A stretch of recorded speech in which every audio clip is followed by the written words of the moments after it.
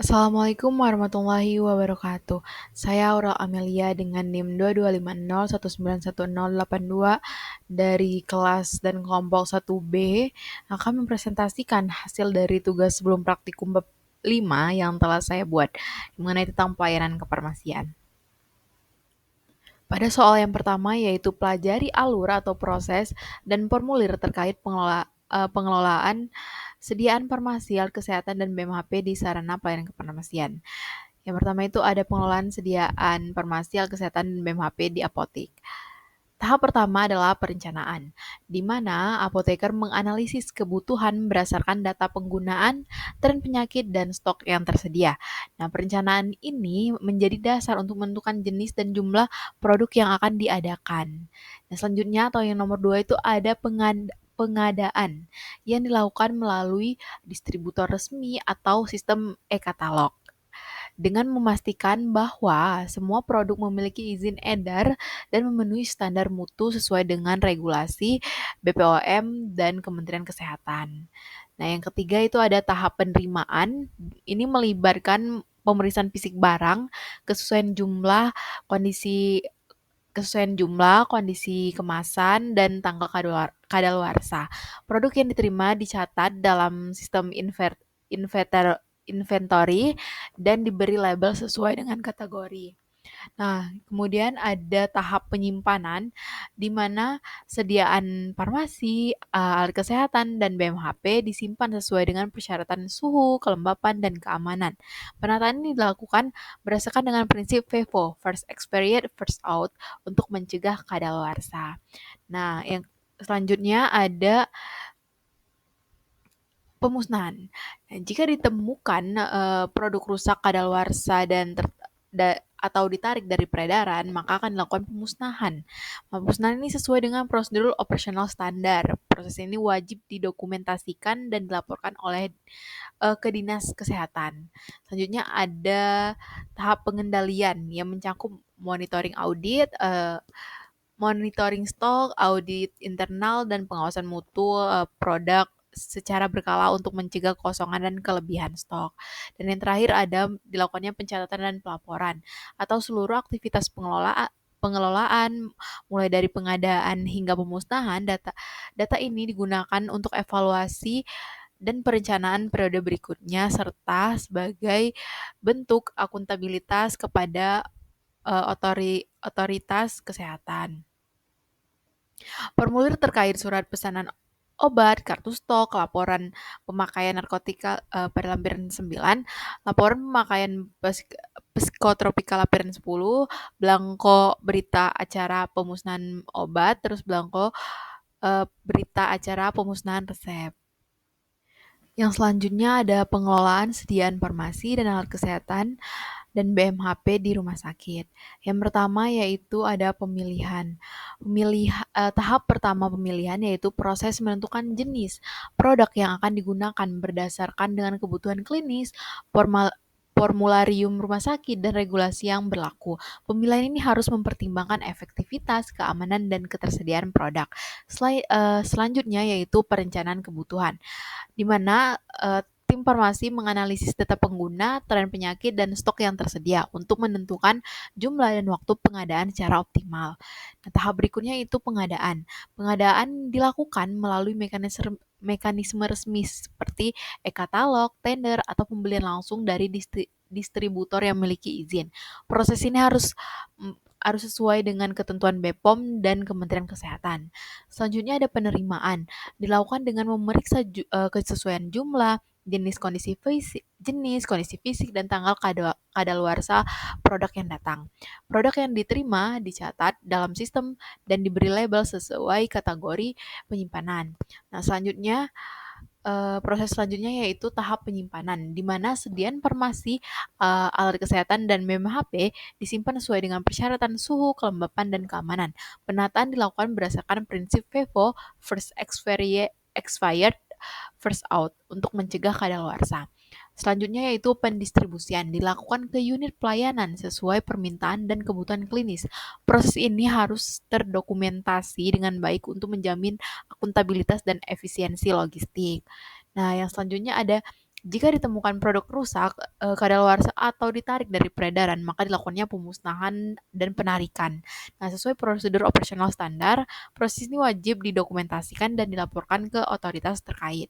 Nah, yang selanjutnya ada pengendalian dilakukan melalui monitoring stok, audit internal, dan evaluasi penggunaan untuk mencegah kosongan, overstock, atau penyalahgunaan produk. Terakhir, seluruh proses dicatat dalam sistem administrasi yang mencakup dokumen pengadaan, distribusi, pemusnahan, dan pelaporan berkala kepada manajemen rumah sakit dan dinas kesehatan. Yang selanjutnya yaitu pengelolaan sediaan farmasi, alat kesehatan, dan BMHP di puskesmas. Pengelolaan sediaan farmasi, alat kesehatan, dan bahan medis habis pakai di puskesmas dilakukan melalui 8 tahapan utama yang bertujuan untuk menjamin ketersediaan mutu dan keamanan produk dan mendukung pelayanan kesehatan primer. Tahap pertama yaitu perencanaan kebutuhan, di mana petugas farmasi menganalisis data penggunaan, tren penyakit, dan stok yang tersedia untuk menentukan jumlah dan jenis barang yang diperlukan secara efisien. Selanjutnya dilakukan permintaan, yaitu pengajuan kebutuhan ke Dinas Kesehatan, Kabupaten atau Kota, atau unit pengadaan berdasarkan hasil perencanaan dan prioritas pelayanan. Nah, selanjutnya ada penerimaan dilakukan dengan memeriksa kesesuaian jumlah, jenis, kondisi fisik, dan tanggal kadaluarsa barang yang datang. Produk yang diterima dicatat dalam sistem dan diberi label sesuai dengan kategori penyimpanan. Nah, yang berikutnya ada tahap penyimpanan, memastikan bahwa semua produk disimpan sesuai dengan persyaratan suhu, kelembaban, dan keamanan. Penataan dilakukan dengan prinsip FIFO, first expired, first out, untuk mencegah kadaluarsa dan kerusakan. Selanjutnya ada pendistribusian, dilakukan ke unit pelayanan seperti poli umum, poli gigi, atau ruang tindakan sesuai kebutuhan permintaan. Proses ini harus terdokumentasi dengan baik untuk menjamin akuntabilitas dan efisiensi logistik. Nah, selanjutnya ada pengendalian, dilakukan melalui monitoring stok, pemeriksaan berkala, dan audit internal untuk mencegah kekosongan, overstock, atau penyalahgunaan produk. Seluruh aktivitas pengelolaan dicatat dan dalam tahap pencatatan, pelaporan, dan pengarsipan yang mencakup dokumentasi pengadaan, distribusi, pemusnahan, dan pelaporan berkala kepada Dinas Kesehatan. Nah, yang terakhir yaitu dilakukannya pemantauan dan evaluasi pengelolaan secara berkala untuk menilai efektivitas sistem, mengidentifikasi kendala, dan menyusun rekomendasi perbaikan demi meningkatkan mutu pelayanan eh, farmasi di puskesmas. Formulir terkait laporan pemakaian dan permintaan obat atau LPLPO, kartu stok, blanko berita acara pemusnahan obat, blanko berita acara pemusnahan resep. Soal yang nomor 2 yaitu pelajari penulisan resep yang benar. Yang pertama ada inskriptio atau kepala resep atau kop resep. Ini meliputi atau mencakup nama, alamat, nomor telepon dokter, nomor surat izin praktik atau SIP dokter, tempat dan tanggal resep ditulis. Nah, yang kedua ada invocatio atau panggilan, ada tanda resipe, atau ambillah. Yang ketiga ada fresh Cryptio atau isi resep yang meliputi nama obat, bentuk sediaan seperti tablet, kapsul, sirup, krim, pulveras atau puyer, dan lain sebagainya. Terus memuat juga dosis atau kekuatan obat seperti 50 mg, 10 mg per 5 mili. Nah, perintah meracik jika obat harus diracik menggunakan singkatan Latin, misalnya Misceviat, itu yang berarti campurkan hingga menjadi, fulvus itu serbuk, DTD itu denture tales dose atau berikan sejumlah dosis seperti yang tertera pada resep, dan yang terakhir adalah jumlah obat yang diminta menggunakan angka Romawi. Yang keempat selanjutnya signatura, yaitu aturan pakai, meliputi adanya tanda S atau signa, tanda ilah, terus ada rute dan cara pemakaian, misalnya dioleskan, diteteskan pada mata, diminum. Yang kelima ada subscriptio, yaitu penutup, meliputi adanya garis penutup seperti garis horizontal untuk menutup resep, Varap atau tanda tangan dokter. Setiap resep yang berbeda harus ditutup dengan garis dan divarap. Nah, yang keenam selanjutnya pro atau untuk yang meliputi nama pasien, usia pasien, berat badan pasien, alamat pasien bagi obat narkotika atau psikotropika, informasi tambahan tentang pasien ya meliputi riwayat alergi obat ataupun makanan dan sebagainya. Masuk ke soal yang ketiga yaitu pelajari cara melakukan pengkajian resep dan formulir yang terkait. Pengkajian resep itu merupakan bagian penting dalam pelayanan kefarmasian yang bertujuan memastikan bahwa obat yang diberikan kepada pasien itu aman, efektif, dan sesuai dengan kebutuhan terapi. Terdapat 3 aspek utama yang harus dikaji secara sistematis yaitu pengkajian administratif, farmaseutik, dan klinis. Kita masuki pengkajian yang pertama yaitu pengkajian administratif. Pengkajian administratif berfokus pada kelengkapan data dalam resep. Hal ini penting karena kesalahan atau kekurangan informasi dapat berdampak pada proses pelayanan obat dan keselamatan pasien. Nah, yang pertama itu ada identitas dokter, itu harus mencakup nama lengkap, nomor surat izin praktik atau SIP, alamat praktik, dan nomor telepon. Informasi ini diperlukan untuk memastikan legalitas dan tanggung jawab pemberi resep. Yang kedua ada identitas pasien. Juga harus lengkap, meliputi nama, usia, jenis kelamin, berat badan. Nah, data ini digunakan untuk menyesuaikan dosis dan bentuk sediaan obat yang akan diberikan. Yang ketiga itu ada komponen resep. Komponen resep ini harus diperiksa secara keseluruhan atau secara menyeluruh. Tanggal penulisan menunjukkan waktu pemberian terapi, tanda resep menandakan permintaan obat, nama obat harus jelas dan sesuai dengan standar farmakope. Bentuk sediaan seperti tablet, kapsul, atau sirup harus disesuaikan dengan kondisi pasien. Dosis dan jumlah obat harus tepat, serta aturan pakai atau signa harus ditulis dengan jelas agar tidak terjadi kesalahan penggunaan. Pengkajian administratif ini menjadi dasar untuk melanjutkan ke tahap berikutnya, karena tanpa data yang lengkap, pengkajian farmaseutik dan klinis tidak dapat dilakukan secara optimal. Yang kedua itu ada pengkajian farmaseutik. Pengkajian farmaseutik ini bertujuan untuk memastikan bahwa bentuk dan sifat sediaan obat sesuai dengan kebutuhan pasien dan stabil dalam kondisi penyimpanan atau peracikan. Pertama itu ada bentuk sediaan, harus disesuaikan dengan kemampuan dan preferensi pasien. Misalnya, anak-anak lebih cocok diberi sirup daripada tablet. Pasien dengan kesulitan menelan mungkin memerlukan bentuk sediaan cair atau dispersible. Yang kedua itu ada dosis. Dosis harus sesuai dengan standar terapi dan mempertimbangkan faktor-faktor seperti usia, berat badan, dan kondisi klinis pasien. Dosis yang terlalu tinggi dapat menyebabkan toksisitas, sedangkan dosis yang terlalu rendah bisa membuat terapi tidak efektif. Yang ketiga itu ada stabilitas obat yang sangat penting terutama jika obat akan diracik. Beberapa zat aktif tidak stabil dalam bentuk larutan atau jika terkena cahaya dan suhu tinggi. Oleh karena itu, farmasis harus memahami karakteristik fisikokimia dari suatu obat tersebut. Nah, yang keempat itu ada cara pemberian. Juga harus sesuai dengan bentuk sediaan. Salep digunakan untuk dioles, tablet untuk diminum, dan injeksi untuk disuntik. Kesalahan dalam cara pemberian dapat mengurangi efektivitas atau bahkan bisa membahayakan pasien. Nah, pengkajian farmaseutik ini membantu memastikan bahwa obat yang diberikan tidak hanya sesuai secara teknis, tetapi juga praktis dan aman untuk digunakan oleh pasien. Yang ketiga itu ada pengkajian klinis. Pengkajian klinis ini adalah tahap yang paling kompleks karena melibatkan penilaian terhadap kesesuaian terapi dengan kondisi medis pasien. Yang pertama itu ada indikasi tepat, berarti obat yang diresepkan harus sesuai dengan diagnosa atau diagnosis gejala pasien yang dialami. Misalkan antibiotik hanya diberikan jika ada infeksi bakteri, bukan untuk infeksi virus. Nah, yang kedua itu ada duplikasi obat, harus dihindari. Kadang-kadang pasien menerima 2 obat dengan zat aktif yang sama atau mekanisme kerja yang serupa yang bisa meningkatkan resiko efek samping atau overdosis.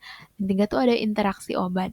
Perlu dikaji secara cermat. Interaksi bisa terjadi antara 2 obat atau antara obat dengan makanan atau suplemen. Contohnya, obat antikoagulan seperti warfarin bisa berinteraksi dengan makanan tinggi vitamin K. Yang keempat itu ada kontraindikasi. Harus diperhatikan riwayat alergi terhadap zat aktif tertentu, seperti kondisi hamil atau menyusui, serta gangguan fungsi ginjal atau hati dapat mempengaruhi metabolisme dan ekskresi obat. Memberikan obat tanpa mempertimbangkan kontraindikasi bisa berakibat fatal.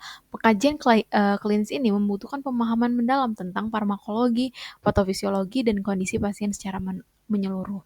Oleh karena itu, kolaborasi antara dokter dan farmasis sangat penting dalam tahap pengkajian klinis ini. Soal nomor 4 yaitu pelajari masalah terkait obat. Dalam pelayanan kefarmasian, penting bagi tenaga kesehatan untuk memahami dan mengidentifikasi berbagai masalah terkait obat. Ada beberapa kategori masalah terkait obat, tapi yang pertama kita akan membahas tentang masalah indikasi. Masalah indikasi ini berkaitan dengan ketetapan penggunaan obat terhadap kondisi medis pasien.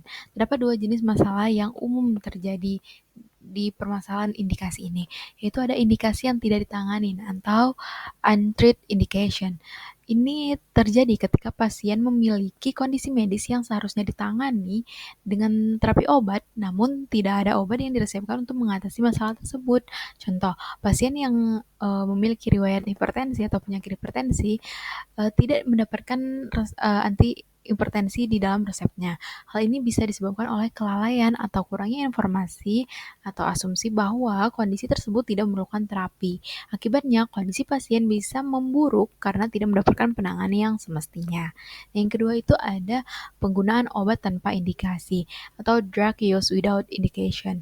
Sebaliknya, masalah ini muncul ketika obat diberikan tanpa adanya indikasi medis yang jelas. Misalnya, pemberian antibiotik pada pasien dengan flu yang disebabkan oleh virus. Karena antibiotik hanya efektif terhadap bakteri, penggunaan dalam kasus ini hanya tidak bermanfaat, tetapi juga beresiko menimbulkan resistensi. Penggunaan obat tanpa indikasi juga bisa membebani pasien secara ekonomis dan meningkatkan resiko efek samping yang tidak perlu. Kedua masalah ini menunjukkan pentingnya mengkaji klinis yang cermat sebelum meresepkan obat agar terapi yang diberikan benar-benar sesuai dengan kebutuhan pasien. Nah, yang kedua itu ada masalah pemilihan obat atau drug selection. Masalah pemilihan obat berfokus pada apakah obat yang diresepkan merupakan pemilihan terbaik dan paling aman untuk kondisi pasien. Nah, itu ada 3 jenis masalah yang sering kita temukan. Yang pertama itu ada pemilihan obat yang kurang tepat atau improper drug selection. Nah, ini terjadi ketika obat yang dipilih bukanlah terapi yang paling efektif atau paling sesuai dengan kondisi pasien. Misalnya penggunaan anti nyeri ringan untuk nyeri berat atau memilih obat yang memiliki profil efek samping tinggi padahal ada alternatif yang lebih aman.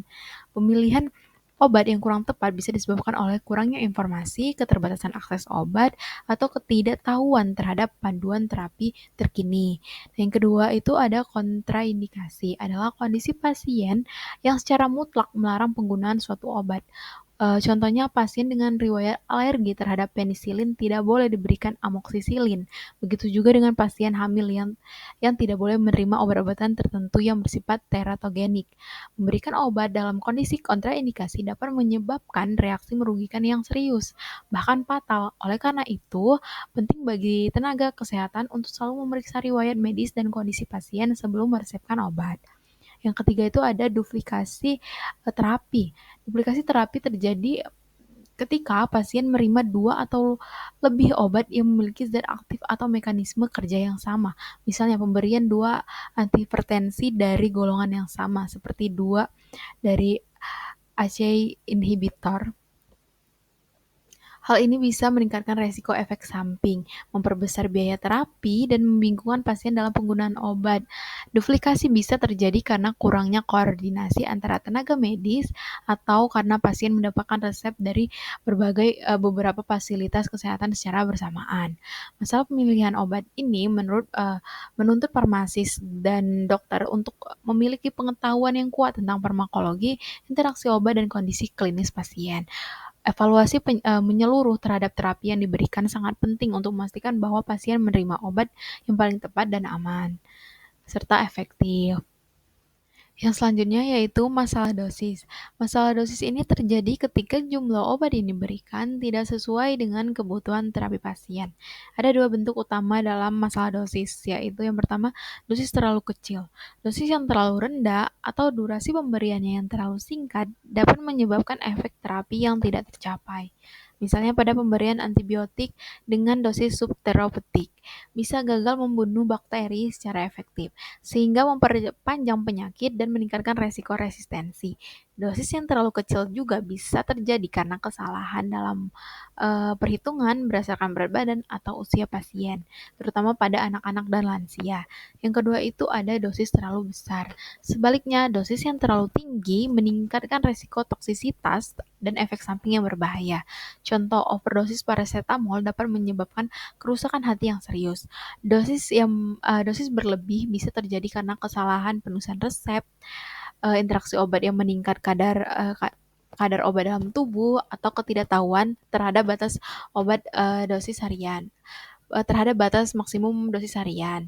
Oleh karena itu, farmasis harus selalu memverifikasi dosis berdasarkan standar terapi dan karakteristik pasien. Masalah dosis ini menunjukkan pentingnya pengkajian farmakokinetik dan farmakodinamik dalam menentukan regimen terapi yang optimal. Nah, yang selanjutnya yang keempat yaitu masalah efek samping dan keamanan. Efek samping dan masalah keamanan merupakan tantangan besar dalam penggunaan obat, terutama pada pasien yang kondisi khusus atau yang menggunakan banyak obat sekaligus. Nah, yang pertama itu ada reaksi obat yang tidak dikehendaki. Reaksi ini berupa efek merugikan yang ringan seperti mual atau berat seperti anafilaksis. Reaksi toksik juga bisa muncul jika obat menumpuk dalam tubuh akibat gangguan metabolisme atau ekskresi. Misalnya pasien dengan gangguan ginjal yang menerima aminoglikosida beresiko mengalami nefrotoksisitas. Oleh karena itu, pemantauan fungsi organ dan riwayat alergi sangat penting sebelum pemberian obat. Dan yang kedua itu ada interaksi obat. Interaksi terjadi ketika dua atau lebih obat dengan makanan atau dengan suplemen saling mempengaruhi efek satu sama lain. Interaksi bisa menurunkan efikasi seperti antasida yang menghambat penyerapan antibiotik atau meningkatkan toksisitas, seperti kombinasi warfarin dengan aspirin yang meningkatkan resiko pendarahan. Farmasis harus mampu mengidentifikasi potensi interaksi melalui sistem informasi obat dan komunikasi dengan dokter. Masalah efek samping dan interaksi ini menuntut kehati-hatian dalam pemilihan obat, penyesuaian dosis, dan edukasi kepada pasien. Yang selanjutnya yaitu yang kelima, masalah kepatuhan dan penggunaan. Masalah ini berkaitan dengan bagaimana pasien menerima dan menggunakan obat sesuai dengan anjuran. Yang pertama itu ada ketidakpatuhan pasien. Ketidakpatuhan pasien itu bisa juga berupa lupa minum obat, menghentikan terapi sebelum waktunya, atau menggunakan obat dengan cara yang salah. Nah, misalnya pasien yang mengalami hipertensi atau mempunyai penyakit hipertensi yang tidak meminum rutin obatnya bisa mengalami lonjakan tekanan darah yang berbahaya. Ketidakpatuhan juga bisa disebabkan oleh kurangnya pemahaman tentang efek samping yang dirasakan atau kompleksitas regimen obat. Edukasi yang jelas dan komunikasi yang baik antara tenaga kesehatan dan pasien sangat penting untuk meningkatkan kepatuhan. Nah, yang selanjutnya itu gagal menerima obat. Ini terjadi ketika pasien tidak dapat memperoleh obat yang diresepkan. Penyebab bisa dengan harga obat yang mahal, stok obat yang kosong di apotik, atau kesulitan administrasi seperti tidak bisa menelan tablet. Dalam kasus seperti ini, farmasis perlu mencari alternatif yang tersedia dan sesuai, seperti mengganti bentuk sediaan atau merekomendasikan obat generik yang lebih terjangkau. Masalah kepatuhan dan akses terhadap obat sangat mempengaruhi hasil terapi. Oleh karena itu, pendekatan yang bersifat edukatif, empatik, dan solutif sangat diperlukan dalam praktik kefarmasian. Soal yang kelima yaitu pelajari swamedikasi dan tata laksananya. Swamedikasi atau self-medication merupakan praktik yang umum dilakukan oleh masyarakat untuk menangani gejala ringan secara mandiri. Meskipun terlihat sederhana, swamedikasi harus dilakukan secara bertanggung jawab agar tidak menimbulkan resiko kesehatan. Oleh karena itu, tata laksana swamedikasi perlu dipahami dan diterapkan dengan baik oleh tenaga kefarmasian maupun masyarakat umum dengan memilih dan menggunakan obat yang disetujui, mudah diakses, dan aman digunakan tanpa resep dokter. Selanjutnya yaitu tata laksana swamedikasi. Langkah pertama dalam tata laksana swamedikasi adalah penggalian informasi. Tahap ini sangat penting untuk menentukan apakah kondisi pasien ini layak ditangani secara mandiri atau memerlukan rujukan ke tenaga medis. Nah, yang pertama itu ada informasi tentang penyakit. Farmasis harus menanyakan gejala yang dialami oleh pasien, apakah gejala ringan dan umum seperti batuk, pilek, nyeri kepala, atau gangguan pencernaan. Jika gejala berat atau tidak biasa, swamedikasi tidak disarankan. Nah, yang kedua itu ada durasi gejala. Lama waktu pasien mengalami keluhan juga menjadi indikator penting. Jika gejala berlangsung lebih dari beberapa hari tanpa perbaikan, maka perlu dipertimbangkan untuk rujuk ke dokter. Nah, yang ketiga itu ada riwayat medis pasien. Informasi tentang penyakit kronis seperti diabetes, hipertensi, atau gangguan ginjal dan hati itu harus digali. Pasien dengan kondisi ini memiliki risiko lebih tinggi terhadap efek samping obat dan interaksi yang merugikan. Nah, yang keempat itu penggunaan obat sebelumnya. Farmasis perlu mengetahui apakah pasien sudah pernah menggunakan obat untuk keluhan yang sama, bagaimana responnya, dan apakah ada riwayat alergi atau efek samping dari obat tersebut. Ini membantu dalam menentukan pilihan terapi yang aman dan efektif. Penggalian informasi yang komprehensif menjadi pondasi untuk pengambilan keputusan yang tepat dalam swamedikasi. Yang kedua itu adalah penilaian dan pemilihan. Setelah informasi dikumpulkan, tahap berikutnya adalah melakukan penilaian pemilihan obat yang sesuai. Pemilihan obat, yang pertama itu ada pemilihan obat. Obat yang dipilih harus sesuai dengan gejala dan kondisi pasien. Misalnya untuk nyeri ringan dapat diberikan paracetamol, sedangkan untuk batuk bisa dipilih dengan ekspektoran atau antitusif tergantung jenis batuknya. Obat yang digunakan harus merupakan obat bebas atau obat bebas terbatas yang legal dan terdaftar di BPOM. Nah, yang kedua adalah rekomendasi obat. Farmasis harus memberikan rekomendasi yang jelas dan berdasarkan bukti ilmiah. Selain itu, perlu mempertimbangkan bentuk sediaan yang sesuai seperti sirup untuk anak-anak atau tablet untuk dewasa, dosis, frekuensi, dan durasi penggunaan harus dijelaskan secara rinci. Penilaian cermat dan pemilihan obat yang tepat akan meningkatkan efektivitas terapi dan mengurangi resiko kesalahan dalam penggunaan. Yang ketiga ada edukasi dan verifikasi pasien. Tahap terakhir dalam tata laksana swamedikasi adalah edukasi kepada pasien, verifikasi pemahaman mereka. Yang pertama itu adalah penyampaian Patient Information and Orientation atau PIO. Farmasis harus memberikan informasi yang lengkap dan mudah dipahami tentang cara penggunaan dari obat tersebut, efek sampingnya apa, yang mungkin terjadi, tanda-tanda yang mengharuskan pasien berhenti menggunakan obat dan segera berkonsultasi ke dokter dan serta cara penyimpanan obat yang benar. Nah, yang kedua itu ada verifikasi pemahaman pasien. Setelah edukasi diberikan, pentingnya untuk memastikan bahwa pasien benar-benar memahami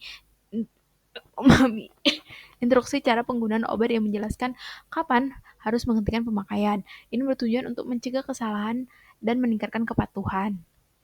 Edukasi yang baik dan verifikasi pemahaman merupakan kunci keberhasilan dari swamedikasi aman dan efektif. Kita memasuki ke soal yang nomor 6, yaitu pelajari tata laksana penyakit degeneratif, parameter klinik terkait, efek samping yang perlu diperhatikan, dan pelajari bagaimana cara mengisi formulir tersebut. Nah, penyakit degeneratif seperti hipertensi, diabetes mellitus, dan dislipidemia merupakan kondisi kronis yang memerlukan penanganan jangka panjang dan multidisipliner. Tata laksana penyakit ini mencakup pendekatan non-farmakologis dan farmakologis, serta pemantauan parameter klinik dan edukasi pasien secara berkelanjutan. Nah, kita masuk yang pertama, yaitu yaitu terapi non-farmakologis. Pendekatan non-farmakologis menjadi pondasi utama dalam pengelolaan penyakit degeneratif. Tujuannya adalah memperbaiki gaya hidup dan mencegah progresivitas penyakit. Yang pertama itu ada diet seimbang. Pasien dianjurkan mengonsumsi makanan rendah lemak jenuh, rendah gula, tinggi serat, dan kaya antioksidan. Nah, untuk hipertensi, diet rendah natrium seperti DASH diet sangat dianjurkan. Pada diabetes, pengaturan asupan karbohidrat kompleks dan indeks glikemik rendah sangat penting. Nah, yang kedua itu ada aktivitas fisik teratur. Olahraga ringan hingga sedang seperti jalan kaki, bersepeda, atau senam selama 30 menit per hari, minimal 5 kali dalam seminggu, dapat membantu menurunkan tekanan darah, meningkatkan sensitivitas insulin, dan memperbaiki profil lipid. Nah, yang ketiga ada pengendalian berat badan. Penurunan berat badan 5-10% dari berat awal sudah terbukti memberikan dampak positif terhadap tekanan darah, kadar gula darah, dan kolesterol. Oleh karena itu, pemantauan indeks massa tubuh atau IMT menjadi bagian penting dalam evaluasi terapi. Yang kedua adalah terapi farmakologis. Nah, terapi farmakologis ini uh, memerlukan obat-obatan digunakan untuk mengendalikan parameter klinik dan mencegah komplikasi. Yang pertama itu ada hipertensi menggunakan ACE inhibitor.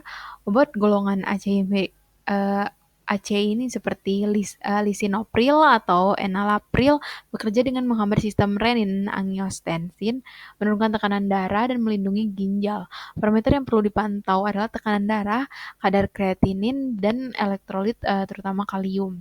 Efek samping yang perlu diperhatikan adalah batuk kering, hiperkalemia, dan gangguan fungsi ginjal. Yang kedua itu ada diabetes meletus, contohnya metformin, merupakan terapi lini pertama untuk diabetes tipe 2. Obat ini menurunkan produksi glukosa di hati dan meningkatkan sensitivitas insulin. Parameter klinik yang dipantau meliputi kadar glukosa darah puasa, HbA1c, dan fungsi ginjal. Efek samping yang umum adalah penggunaan saluran cerna seperti mual dan diare, serta resiko asidosis laktat pada pasien yang dengan gangguan ginjal berat. Yang ketiga itu ada dislipidemia. Menggunakan obat simvastatin, bekerja dengan menghambat enzim HMG CoA reduktase, menurunkan kadar LDL, dan meningkatkan HDL. Parameter yang dipantau adalah profil lipid atau LDL, profil lipid seperti LDL, HDL, dan trigliserida, dan enzim hati seperti AST, ALT. Nah, efek samping yang perlu diawasi itu meliputi nyeri otot, peningkatan enzim hati, dan jarang terjadi rhabdomyolysis. Nah, ada pemantauan parameter klinik. Pemantauan parameter klinik sangat penting untuk menilai efektivitas terjadi dan mendeteksi efek samping sejak dini. Beberapa parameter utama meliputi tekanan darah untuk hipertensi, glukosa darah puasa, dan HbA1c untuk diabetes, profil lipid dan enzim hati untuk dislipidemia, kreatinin serum, dan laju filtrasi glomerulus untuk semua terapi yang melibatkan ginjal, indeks massa tubuh, dan lingkar pinggang untuk evaluasi gaya hidup. Nah, selanjutnya itu di sini terdapat tabel dan dapat kita lihat bahwa ada 3 kolom atau 3 parameter. Yang pertama penyakitnya, parameter klinis utama, dan target terapi umum. Nah, yang penyakit yang pertama yaitu hipertensi, parameter klinik utamanya itu tekanan darah. Target terapi utamanya itu tekanan darahnya itu kurang dari 130/80 mmHg. Dan yang penyakit kedua itu ada diabetes, parameter klinis utama itu gula darah puasa atau GDP, target terapi utamanya 70-130 mg per dl. Dan yang kedua itu ada gula darah 2 jam postprandial, target terapi umumnya itu ada kurang dari 180 mg per dl. Dan yang ketiga itu ada HbA1c atau rata-rata gula darah per 3 bulan kurang dari 7%. Nah, yang penyakit yang ketiga itu dislipidemia. Parameter klinis utamanya itu yaitu kolesterol LDL atau lipoprotein densitas rendah. Target terapi utamanya target terapi umumnya itu kurang dari 70 sampai 100 mg per dl. Yang kedua itu ada trigliserida atau TG, target terapi umumnya itu ada kurang dari 150 mg per dl, dan yang terakhir itu ada kolesterol HDL, target terapi umumnya itu lebih dari 40 mg per dl untuk pria dan lebih dari 50 mg per dl untuk wanita. Pada tabel selanjutnya yaitu terdapat golongan obat, contoh obat, dan efek samping yang wajib dipantau. Golongan obat yang pertama itu yaitu statin untuk penyakit dislipidemia, contoh obatnya simvastatin dan atorvastatin. Efek samping yang wajib dipantau ada peningkatan enzim hati. Yang kedua ada ACE inhibitor untuk penyakit hipertensi, contoh obatnya ada captopril dan ramipril. Efek samping yang wajib dipantau adalah batuk kering. Yang ketiga itu ada metformin uh, untuk penyakit diabetes. Contoh obatnya metformin. Efek samping yang wajib dipantau itu yaitu gangguan pencernaan. Ada juga untuk penyakit diabetes obatnya ada sulfonylurea. Contoh obatnya yaitu glibenclamid dan glimeperid. Efek samping yang wajib dipantau yaitu hipoglikemia. Nah, golongan obat yang terakhir ada diuretik untuk penyakit hipertensi. Contoh obatnya ada furosemid dan hidroklorotiazid. Efek samping yang wajib dipantau yaitu hipokalemia. Yang selanjutnya yaitu cara mengisi formulir pemantauan terapi obat atau PTO pada penyakit degeneratif. Ada 6, yaitu yang pertama data pasien, yang kedua riwayat pengobatan, yang ketiga data klinis dan laboratorium, yang keempat identifikasi masalah terkait obat atau DRP, yang kelima tuh rekomendasi atau tindak lanjut, dan yang keenam tuh tanda tangan apoteker. Sekian presentasi tugas yang telah saya buat. Saya mohon maaf apabila terdapat perkataan yang tidak tepat dan juga perbuatan. Semoga dengan adanya tugas sebelum praktikum ini kita dapat memahami lebih paham lagi dan siap mengikuti praktikum selanjutnya. Saya ucapkan terima kasih. Wassalamualaikum warahmatullahi wabarakatuh.